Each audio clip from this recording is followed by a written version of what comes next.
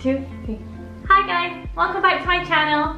Today I'm going to be showing you how my mommy keeps me entertained.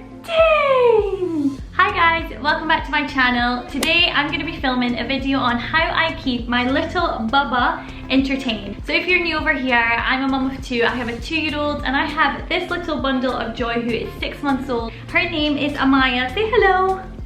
Say hi.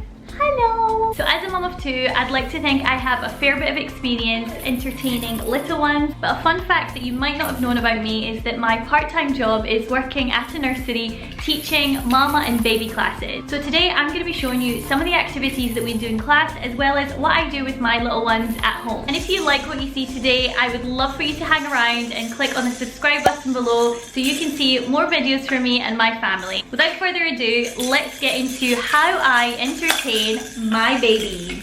Okay, so the first activity I want to show you guys is super easy and relatively cheap as well. All you need is a colander and some pipe cleaners.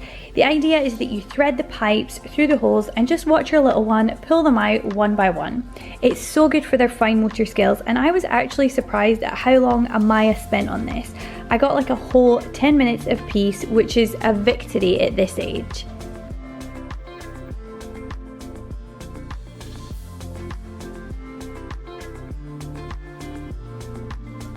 I love sensory bins. You can start them at an early age with some simple ingredients and then slowly evolve them as they get older.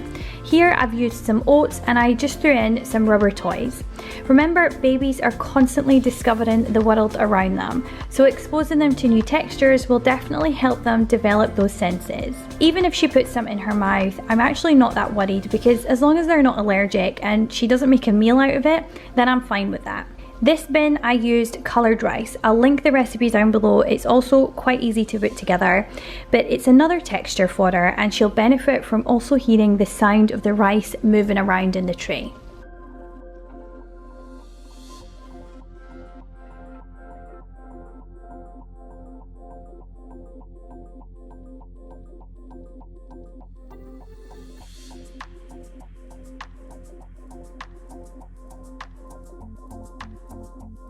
Treasure baskets are all about discovering, so you can literally put any items from around the house that are baby safe of course in a small basket and just watch them pick out each item, or in some cases tip the whole thing out and examine the contents.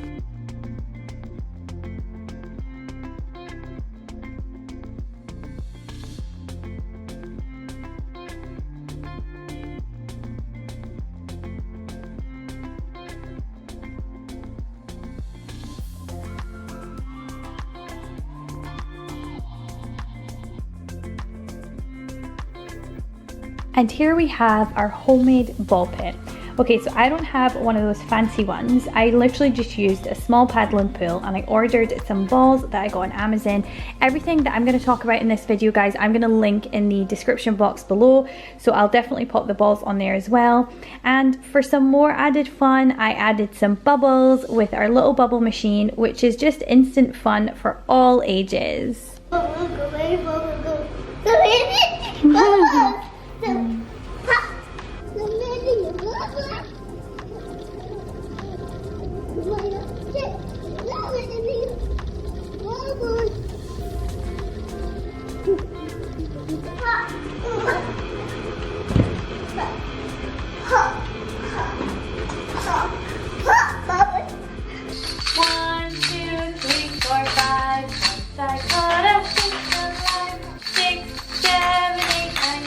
Music is so important for babies. It's a huge part of what I do with my mummy and baby class.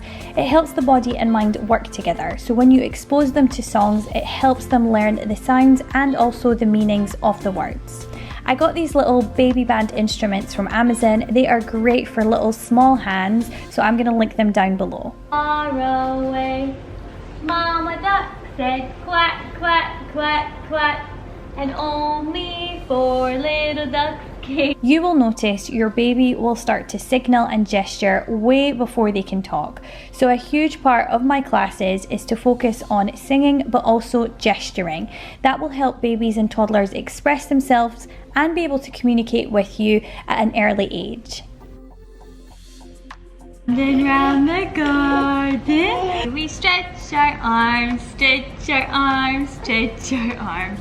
This is the way we stretch our arms early in the morning. This little teddy bear was a gift from a friend of ours. Amaya absolutely adores him. I think he's known as the Gund Bear, if I'm pronouncing it right, but I will link him down below, and he plays PeekABoo.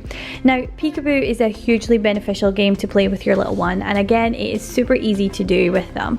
But basically, it teaches them object permanence, which is basically that if something goes away, it will always come back. I felt that this really helped me with Jakub, my eldest, when he was going through a period of separation anxiety, to constantly play PeekABoo just so I can reassure him that mummy will go away but she will always come back. Water play is another way to keep your babies busy. It helps develop their senses, it's relatively easy and cheap to put together, and another fun fact for you, it helps calm babies as well. So if you are going through a bit of a fussy hour or fussy period, then run a bath or fill up a paddling pool and you will help them relieve that stress.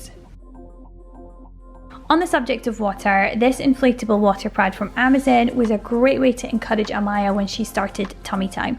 She still enjoys playing with it now. I think she focuses a lot more on the little creatures that are floating inside it. And the sound of the bubbling water also helps develop her senses as well.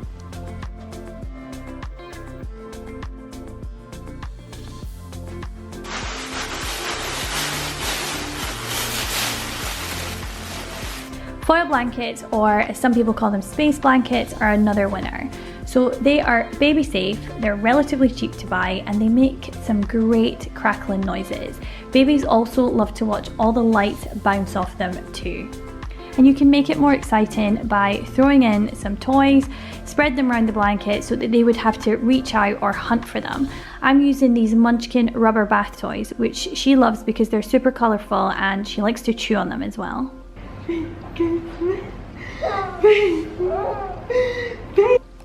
Movement is a fun exercise for babies, and I usually find it's the easiest way to get them to giggle. So whenever Amaya's feeling a little bit grouchy, especially in the evenings, I always find that time between, like, I want to say 4 and 6 is being the toughest time. So I just pick her up, sing a few songs, and then bop her up and down and watch her giggle.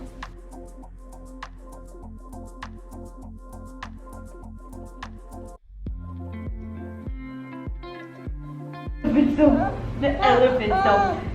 This is the way the elephant stomp early in the morning.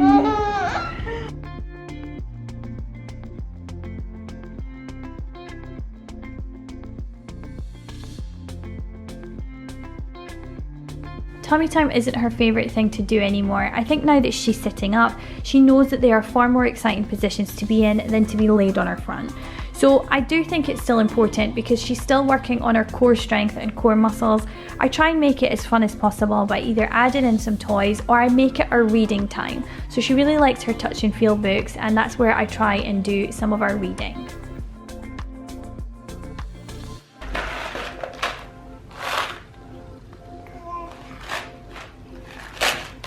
Another favourite activity of mine are these homemade DIY sensory bottles. Literally all you need are some empty water bottles that have been left to dry, and then you can start popping things into them. They're either going to be visually stimulating or they can make a sound when you rattle them. So for example, colourful pom-poms, you can put some pasta shells, or even you can make it as basic as rice and lentils.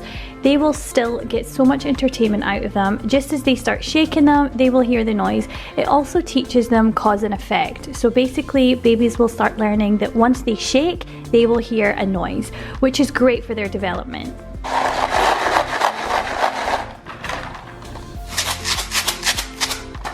And these little gift boxes are the exact same idea as the sensory bottles, except they are little boxes that I have popped different things inside them just to distinguish between different sounds, and then I've just wrapped them in old Christmas paper just to give them a little bit of a shiny effect again, so that they're interesting to look at.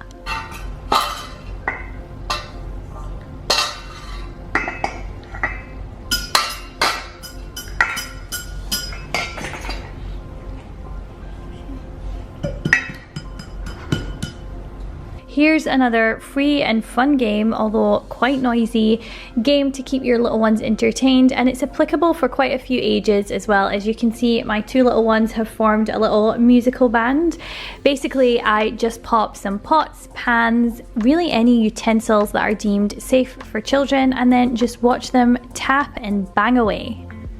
I mentioned these in one of my previous videos on how to entertain a newborn, which I will link below, and basically they are glow-in-the-dark balls that I got from a local value store. I'm sure you can find something similar on Amazon, but we can have so much fun with them, especially when I dim the lights. She just finds them fascinating.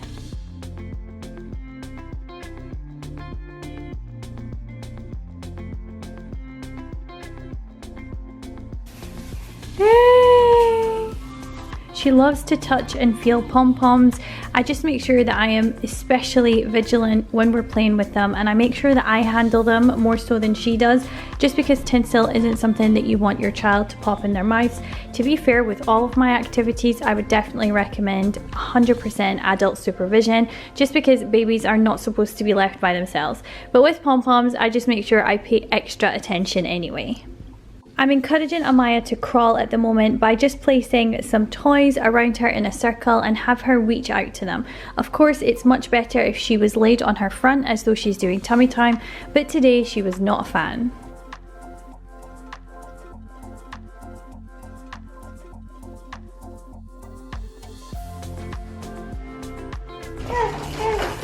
Hey! Hi! Are you jumping? Show me jumping. 1, 2, 3, 4, 5, 6. She still really enjoys her jumperoo, and we've recently given her Jakub's old walker for her just to have a little stroll in. I'd say she gets between 10 to 15 minutes a day in it, and it's usually when I'm trying to prepare something like a snack or a meal. I just know that she's having a good time and she's in the kitchen with me. And lastly, independent play. I really encourage letting babies have some time alone just to play and discover. Of course, you are there in the background supervising, but with no interruptions and just letting them build on their imagination. It also helps them with their independence, and it gives us a break. So independent play is definitely something you want to be doing as early as you can. That is the end of our video today, guys. I really hope that we were able to show you some ideas, give you some suggestions on things to do with your little ones at home. And also, I would love to hear what you are doing to keep your little ones busy, and I'm sure other viewers will. So if you've got any suggestions, please pop them in the comments box below. As always, if you enjoyed this video, I would love for you to give it a big thumbs up, and I hope to see you in my next one. Bye!